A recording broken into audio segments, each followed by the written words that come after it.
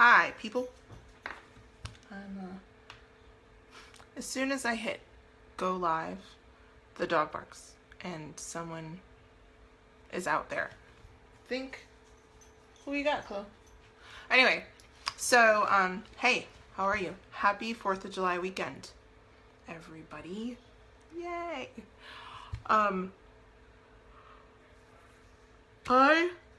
Excuse me yawning. I just had bread, and I don't know why I still haven't gotten it into my head that I just need to avoid bread altogether because it like drops me into an immediate coma. So if I fall asleep during this video, sorry about that. Hey Shandi, how are you? So anyway, it's July all of the sudden, and so yeah, so that means for us here in Texas, we have like 6 more weeks of summer vacation, which will fly by. And 44 days until my birthday, which is just the best thing ever. And yeah, and we're halfway through this year, so what are we doing with it? And I will totally confess, I am not a goal maker. Goals, asking me to write down a goal, short term, long term, whatever, like completely baffles my head. I am not a type A person at all. If there's like a type R, I might be that. Hey babe. I have a creeper stalker in the background. Hi Renee. I really get all messed up in the head when I start to write goals and stuff for the year.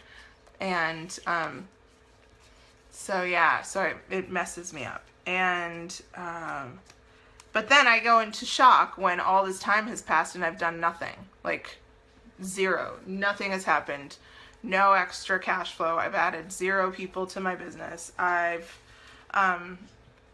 me show you something. Since April, this thing here, these are nested tables. These are worth $500 to someone in California who has asked me for them. And I have said, oh yeah, okay, I'll send them to you. All I have to do is bring them to FedEx and send them. And there are 3, I'll show you them. There are 3 Mexican folk art tables that I think are super creepy, but I can appreciate the art in them, so that's why I went looking to see if they were worth it, because I almost covered them in like chalkboard paint. So yeah, so I'm sitting since April. It's July. Like, thank God this person still wants them. But what am I doing? So many times we have like this goal that we want to achieve, and then we have this stuff that we don't do anything with. We have all these resources at our disposal. I'm going to, Renee. It's a plane ticket too to Celebration. We have all these resources at our disposal. We have these books that we're reading or not reading. We have these books that we've read and we remember and we don't apply any of the information. We have videos and motivational things that we post on our Facebook, on our, put up in front of us to remind us to be great, and then we fiddle away on our phones and do basically nothing. We hide because hiding is easier. But when you get to December, where will you be? A really painful and really new reality for us, for my family, is for 6 months I let some financial things go with status quo without taking a look at them and reassessing our goals and figuring out what should be done and how to achieve the things we wanted to achieve. And I didn't do that, and I made a mess, and I also didn't ask for help. So isn't there that thing that's involved in it? You need to assess where you are, take a stop in the middle and say, okay, is the money that I am budgeting, is it doing the jobs I needed to do? The job that I need to do, is it fulfilling the things I needed to fulfill? The goals that I want, are my daily actions getting me to those places? And most of the time the answer is probably going to be no. No, it's not. No, I'm not doing what I'm supposed to do. And a lot of times we kind of fool ourselves. We keep ourselves busy. A book that I'm going to start reading this week, I've been reading this book here that a local friend gave me. It's called The Slight Edge by Jeff Olson, and he talks about how there's no real big difference between the people who are rich and the people who are not, the people who are making and the people who are not. It's not about where they came from. They all came from someplace different. Some people came from money, some people didn't. Some people knew how to save, some people didn't. But at some point along the way, those people decided they were going to do something consistent every day. And they weren't going to take a break. They might be going on vacation, but they still do the same things. They still have the same routines. And I'm only like 3 chapters in, so I don't know the final thing, but right, how bad do you want it? What do you want to do? What do you want to get done? And are the things that you're doing getting that done? You can't just decide you're going to quit your job and build boats without assessing, well, how are you going to do that? Would you just stop working and then you just stand in your garage to make boats? How are you going to make boats if you don't buy the stuff, if you don't go research, if you don't, go on and be on and do it all the time? So, yeah, so that's, in the past month, God puts people in your way, in your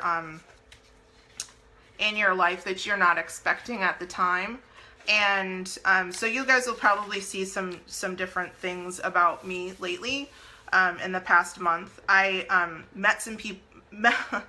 One day, Christopher got scratched, like a little 2-year-old in a playhouse, grabbed his neck and left this vampire bite on his neck. And so I was at Chick-fil-A, because that's where I live.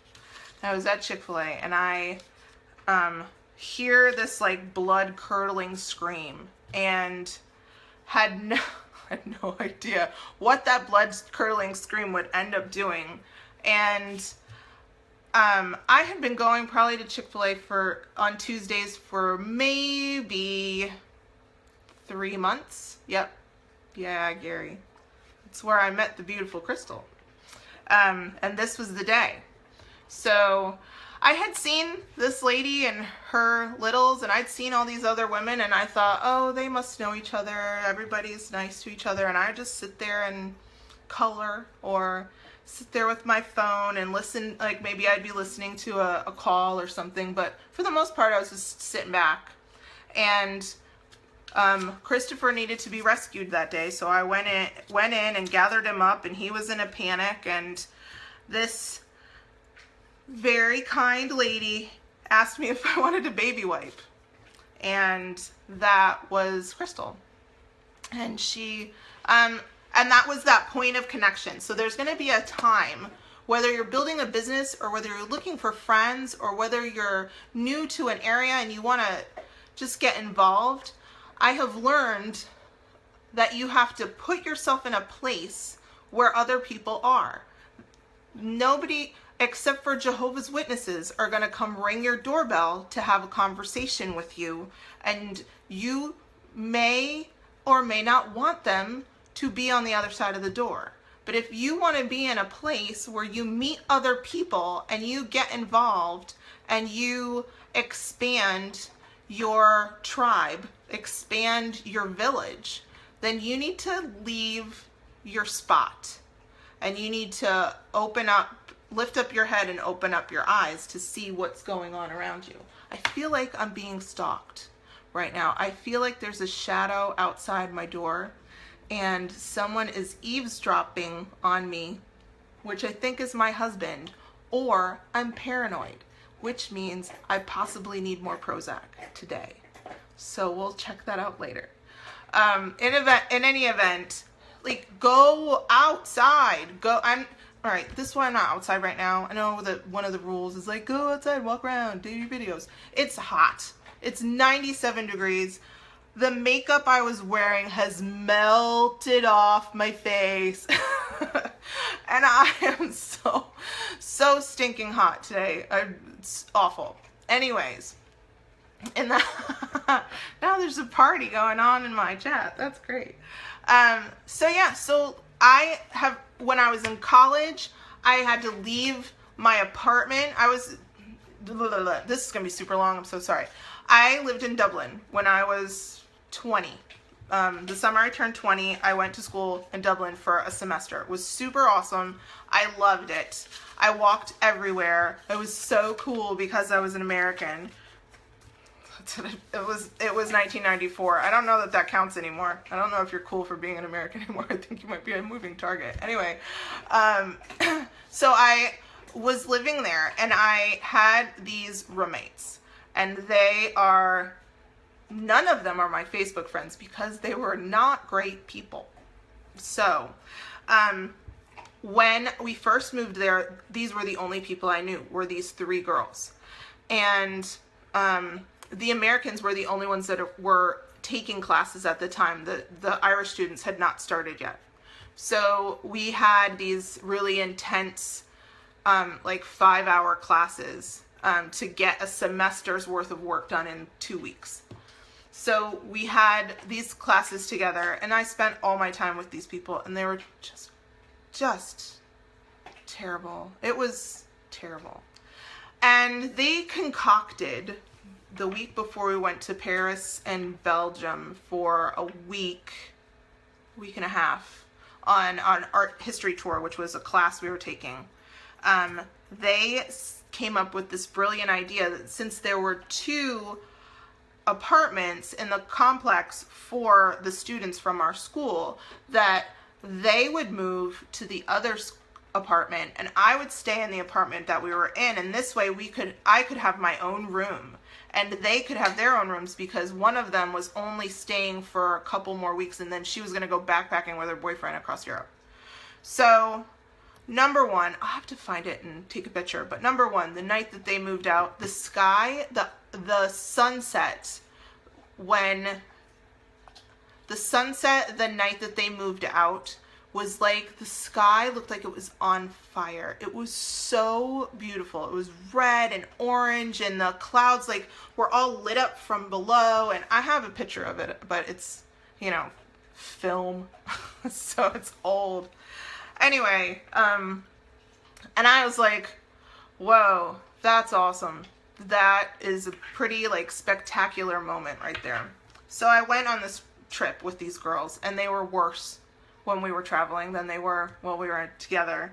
And finally, school started, and I had an apartment where I was kind of living by myself. There was a Spanish girl who was in school there, and another one from Dublin, or from another county, who went home on the weekends. And so I spent a lot of time by myself. So for the first maybe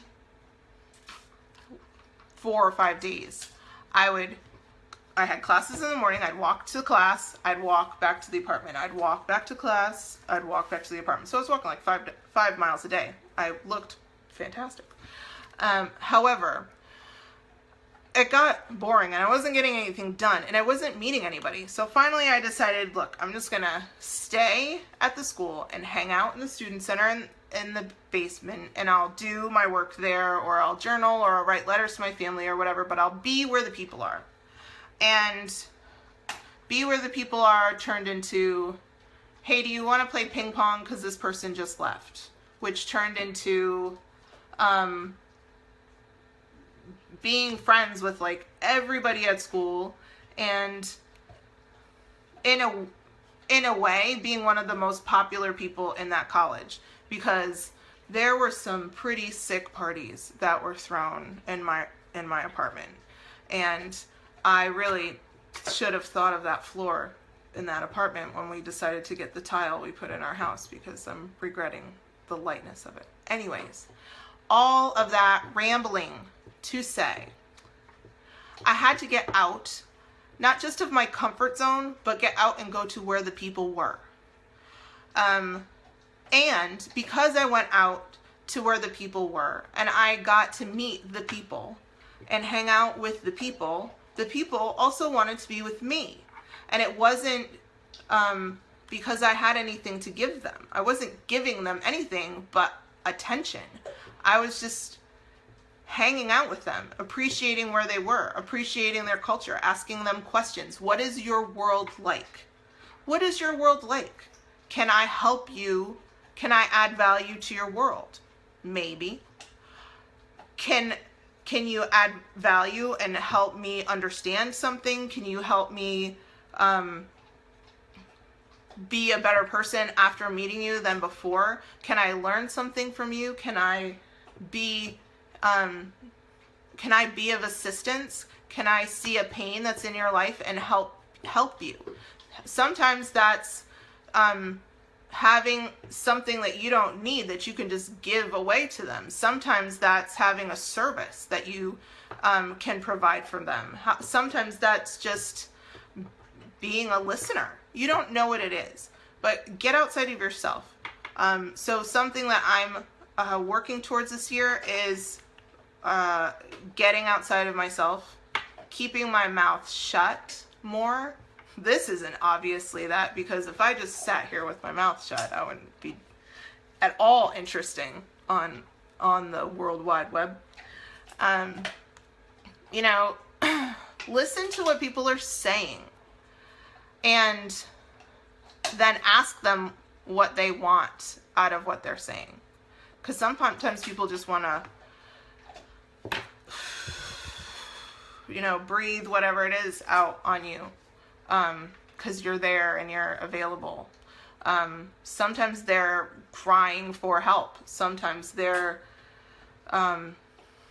processing. So be there for that, for those people. In the meantime, God bless America. And have a great holiday weekend. And there is less than 6 months until Christmas. So get on the stick with your Christmas club bank account, or however you're paying for Christmas. Clear out those credit cards before you dump them back up again. Make a little money on the side. And also, just as an aside, we've got probably 2 months until the candy bombardment of Halloween floods our stores. So if you might want to get a handle on, staying away from the candy before then, because seriously, Halloween candy just dumps my apple cart a ton. Really bad. Really bad. So be on the lookout. Things that are coming. My son, favorite holiday, Halloween. Has been talking about Halloween since the day after Halloween last year about what he's going to be. And all of these times, I've not once thought, oh crap, there's going to be candy in the house. No, I always just go, oh, well, you've got some time, you've got some time, you've got some time. No, we no longer have any time.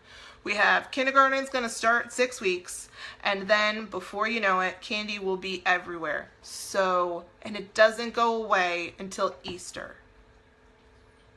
Think about that. I have a couple of bottles of Cleanse that I need to start drinking pretty quick because otherwise I'm going to be just mainlining the candy. I'll just get Tootsie Rolls and melt them down and just shoot them straight into my veins, because that's really as effective as it could possibly be. So, on that happy note, have a great weekend. Love you all, especially if you're real friends and not just watching me on public. So, and enjoy. Enjoy your friends, enjoy your family, enjoy the, enjoy where you are and what you're doing and who you're with. Every single one of them. So, peace out. Peace out, my brothers. Have a good day.